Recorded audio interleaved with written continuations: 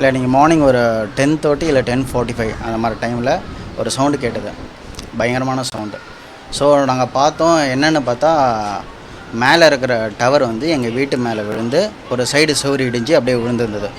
நல்ல காலத்தில் சின்ன சின்ன பசங்க இருந்தாங்க, விளையாடிட்டு இருந்தாங்க. ஏதோ உள்ளே வந்ததுனால ஜஸ்ட் எஸ்கேப், இல்லைனா மேலே விழுந்துருந்தாங்கன்னா ரொம்ப கஷ்டமாக இருந்திருக்கும். அவங்கன்னு மட்டும் இல்லை, பெரியவங்க மேலே விழுந்திருந்தாலே கஷ்டமாக இருந்திருக்கும். ஏன்னா நீங்கள் கல்லோட சைஸ் எல்லாம் பார்த்தீங்கன்னா தெரியும், அப்படியே மொத்தமாகவே அந்த ஒரு சைடு பீமே மொத்தமாக விழுந்துட்டுருக்குது. ஸோ இது ஒரு 10:45க்கு நடந்தது. ஸோ இதை பற்றி நாங்கள் வந்து கம்ப்ளைண்ட் பண்ணியிருக்கேன் G1 வெப்பேரி போலீஸ் ஸ்டேஷன்லையும். இவங்க டீமும் டவர் வச்சவங்க டீமும் வந்திருக்காங்க. மேனேஜர் வந்து லக்ஷ்மின்னு சொல்லிட்டு, ஸோ இன்றைக்கி 7 மணிக்கு விசாரிக்கிறேன்னு சொல்லியிருக்காங்க G1 வெப்பேரி போலீஸ் ஸ்டேஷனில்.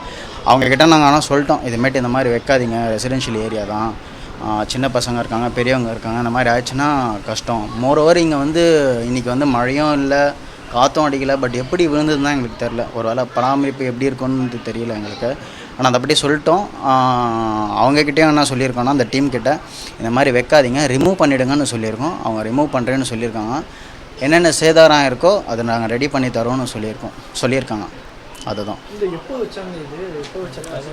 இது மேபி எனக்கு தெரிஞ்சு ஒரு 4 to 5 years பேக் வச்சுருப்பாங்க. ஸோ அப்போதுலேருந்தே அப்படி தான் இருக்குது. ஆக்சுவலாக என்ன கேட்டால் வைக்கக்கூடாது தான் ரெசிடென்ஷியல் ஏரியாவில், பட் இங்கே வச்சுருக்காங்க. வச்சவர் வந்து பக்கத்து வீட்டு பேர், அவங்க பார்த்தீங்கன்னா சுரேஷ்னு சொல்லிட்டு. ஸோ அவங்களோட வீட்டுக்கு மேலே தான் வச்சுருக்காங்க. இப்போ என்னென்னா மேலே விழுந்ததில் யாருக்குனாச்சும் எதுனா இருந்தது தான் ரொம்ப கஷ்டம். இது எல்லாேருக்கும் தெரியணும்.